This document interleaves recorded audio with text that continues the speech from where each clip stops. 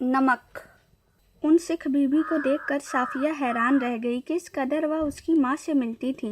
वह भारी भरकम जिस्म, छोटी छोटी चमकदार आंखें जिनमें नेकी, मोहब्बत और रहमदिली की रोशनी जगमगाया करती थी। चेहरा जैसे कोई खुली हुई किताब, वैसा ही सफ़ेद बारीक मलमल का दुपट्टा जैसा उसकी अम्मा मुहर्रम पर ओढ़ा करती थी। जब साफिया ने कई बार उनकी तरफ मोहब्बत से देखा तो उन्होंने भी उसके बारे में घर की बहू से पूछा। उन्हें बताया गया कि ये मुसलमान हैं, कल ही सुबह लाहौर जा रही हैं अपने भाइयों से मिलने, जिन्हें इन्होंने कई साल से देखा नहीं।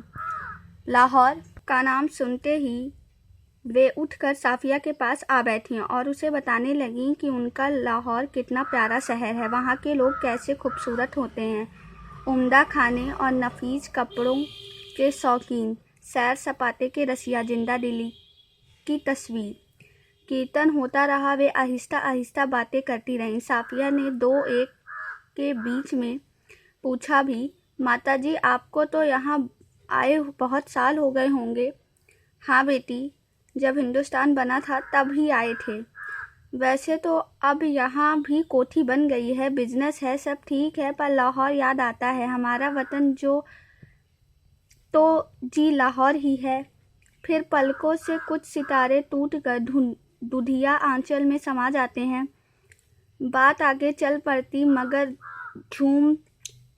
घूम फिरकर फिर उसी जगह पर आ जाती, सादा लाहौर। कीर्तन कोई 11 बजे खत्म हुआ।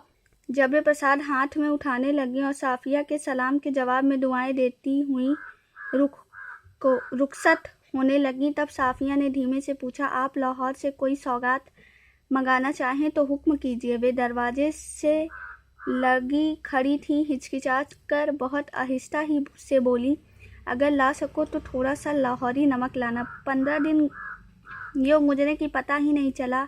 जिम खाना की सामे, दोस्तों की मोहब्बत, भाइयों की खातिरदारियाँ, उनका बस नहीं चलता था कि बिछड़ी हुई परदेसी बहन के लिए क्या कुछ न करें। दोस्तों अजीजों की यह हालत कि कोई कुछ लिए आ रहा है, कोई कुछ, कहाँ रखें, कैसे पैक करें, क्यों कर ले जाएं, एक समस्या थी।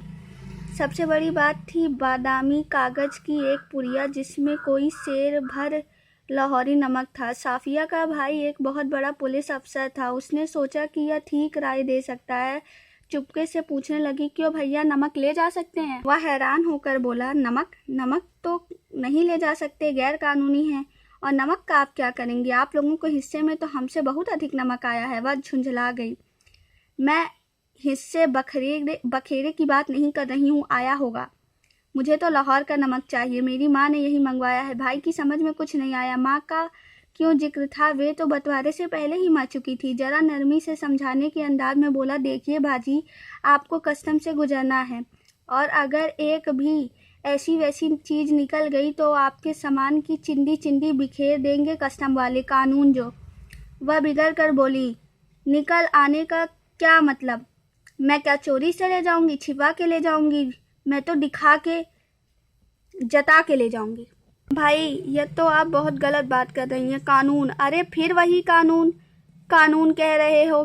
क्या सब कानून के हुकूमत ही होते हैं? कुछ मोहब्बत, मुरव्वत, आदमियत, इंसानियत के नहीं होते? आखिर कस्टम वाले भी इंसान होते हैं, कोई मशीन तो होते नहीं है।